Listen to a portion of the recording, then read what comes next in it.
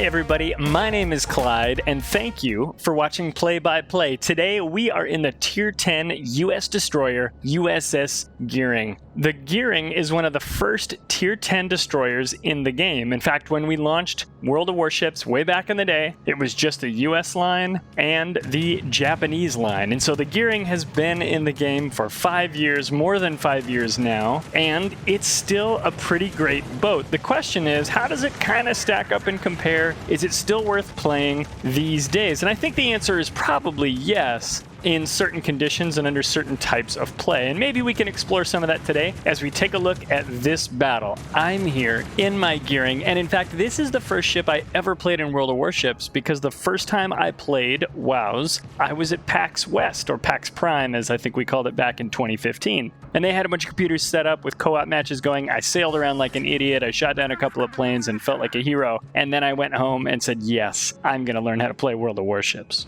You'll see in this match, if you're looking at the minimap and you're a clever viewer, you will have noticed I've got a friend in Ohio who has joined me. This is his first match in that ship, and it's one that you have to purchase with research points, just like we've talked about in the Paolo Emilio in the last video. Maybe I can put a link to that video in here. And so it's not a boat you're going to see out there very often. It has big old guns and a decent secondary armament, although being a US battleship, it's not quite as tanky as some of the other secondary ships that you might see in the game. Things like Kurfürst or these German battleships. The US line typically doesn't come with that much, armor, that turtleback armor like we talk about with the German guys. So it's something that you're still going to have to balance. You're going to have to understand that while this is a US battleship with a decent secondary armament, you still want to utilize those mains. We're probably going to talk a lot about the Ohio eventually, although because I don't have one now, it could be a little while. I've got another division mate in a Tier 10 French cruiser, the Henri, or Henry, if you're being lazy about it, and that's cool with me. And we are sailing into an epicenter match. Now, before I talk about epicenter, first of all, I'd like to say thank you so much for being here. I really hope you enjoyed today's video, and if you do, please click the like button. Every like means a ton to a small YouTube channel just like this one. And if you really like today's video, then you could subscribe and click the bell to get notifications so you'll never miss another episode of Play-by-Play. Okay, with all that out of the way, let's talk epicenter.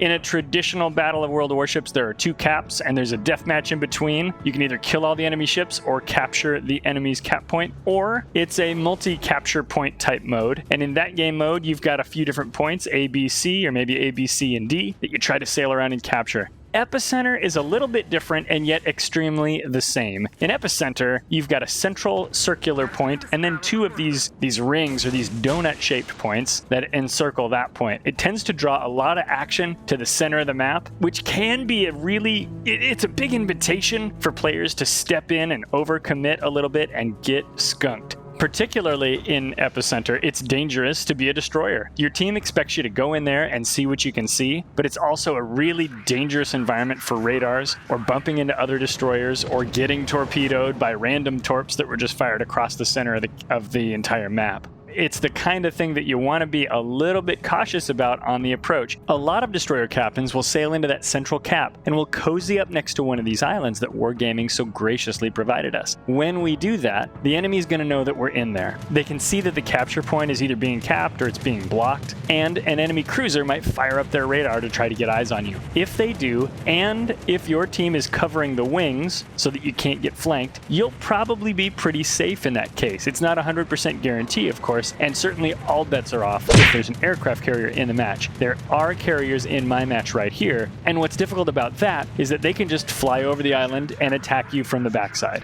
Unless your allies are specifically positioning their ships to defend against air attack, which is very rare, you are still vulnerable to that aircraft carrier attack. You'll see that I'm doing this. The enemy Shimakaze is doing this. We're all trying to stay behind islands. We're contesting that center cap, making sure the enemy team doesn't get any points because they've capped it before I was able to get in here, but at the same time putting myself at some amount of danger. There was an air attack and some torpedoes thrown at my friend in the Ohio. There's a lot of attention on him from the enemy team, a full court press if you want to think of it that way. He turned down inside that string of islands that run north-south there, which was somewhat dangerous, but I think he was kind of interested in testing out his secondaries. This was his first battle in the Ohio. I've got an ally who says he's going to throw some radar over the center circle for me and asks if I'm ready. I actually missed this during game, but of course, as a destroyer who's in the center cap, you're always ready. I come out and pop around this corner, and it's a good thing that I was ready, because there is a Shimakaze 4 clicks away from me. I'm hoping my ally didn't waste his radar, because I got eyes on him. He's so close. The Shima actually appears to be a fairly skilled captain. He opens his guns on me, which is very smart. Shimakaze guns are great. I don't care what people say. It's just that it's not usually their preferred armament, but they're not bad. They start fires and they do damage, especially to other destroyers. I throw some torpedoes at him to give him something to worry about. An enemy ship radars me, so my smoke here is wasted. But for whatever reason, I'm not being attacked anymore. I think the Shima is trying to get unspotted. Nope, he's still shooting at me. And I tuck behind this iceberg over here, Titanic style, in order to get safe. I'm still radared though, and there's a couple of red ships over here who are going to give me some trouble. Lucky for me, I know that radar can't last forever. There it goes, it's gone. And my ally Grozavoy over here is the one who's taking the attention of those enemy ships. I hide behind his smoke, so because those ships are on the opposite side, I am hidden, and I'm just trying to get stealthy. I've lost probably 3/5 of my health right here. Not great, and I'm out of torpedoes because I had to chuck them at that destroyer to chase them away. I'm reevaluating the map and trying to decide what to do next. Looking at the southern half of the map, I've got 5 battleships: Yamato, Montana, Thunderer, Kurfürst, and a Nevsky running away, and I'm thinking to myself, I'm not that far from those guys. Some of those guys are less than 15 clicks. Some of those guys are less than 10 clicks. That's where I'm headed next. So I start making my way down south. My initial thought is that I'm going to throw some torpedoes between these islands, but as the battleships are sailing west, they haven't come far enough to make those angles appropriate. So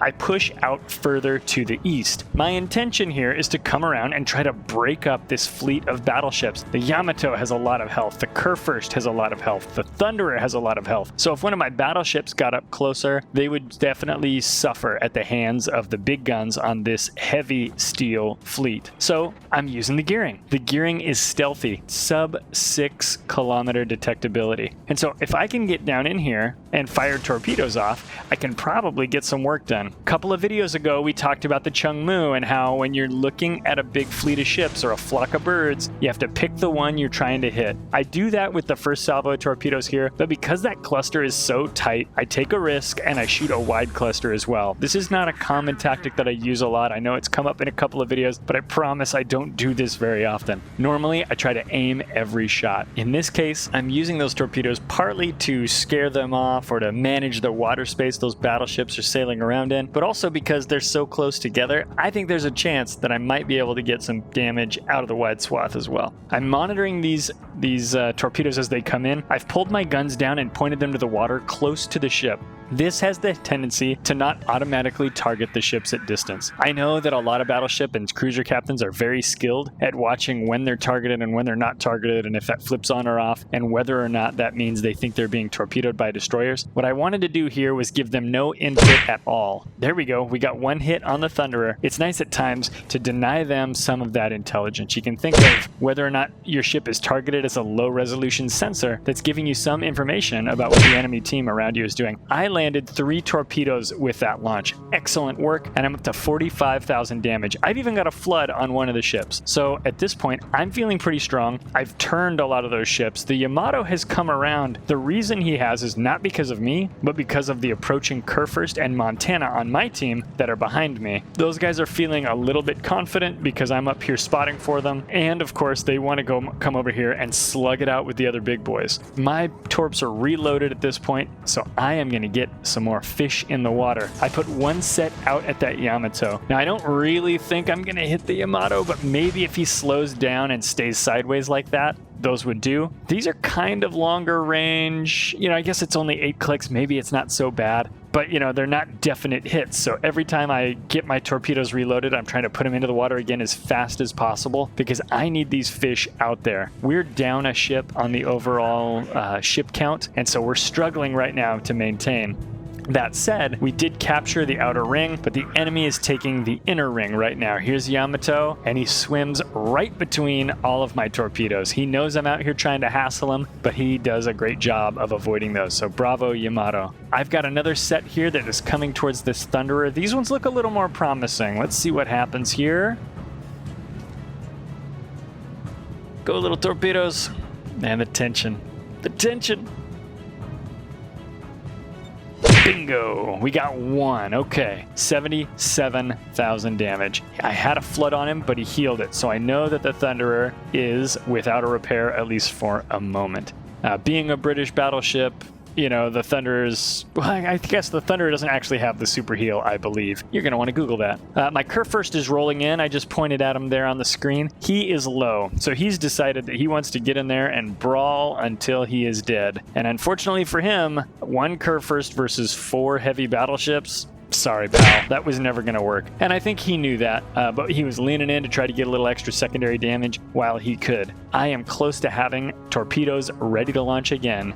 And these battleships are more concerned about my Montana. They're more concerned about the battleships that they can see than the threat that they can't see, which is brilliant for me, but unfortunately it's actually kind of bad for my team. As my battleships go down, I'm losing hitting power, I'm losing hit points, and I'm losing sources of allied damage against enemy targets, which is really what I need. I need my allies to be dishing up the damage because I'm really not likely to get any kills on these guys. They've got so many hit points. They've got such great torpedo protection. I'm just trying to whittle them down so that my boys and girls can wrap these mofos up and we can call this thing a victory. But as the game goes on, I'm landing torpedoes.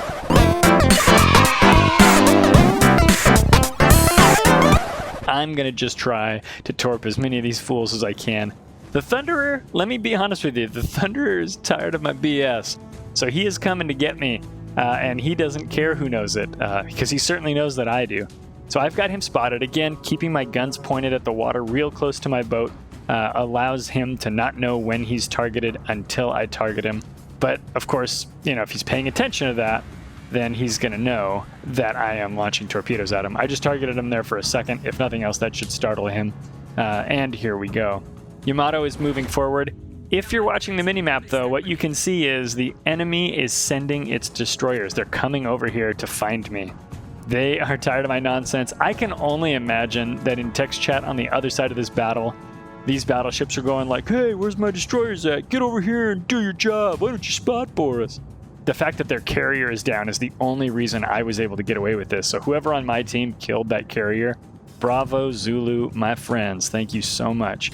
I throw a set of torpedoes at the Thunderer, and then I hold the second set.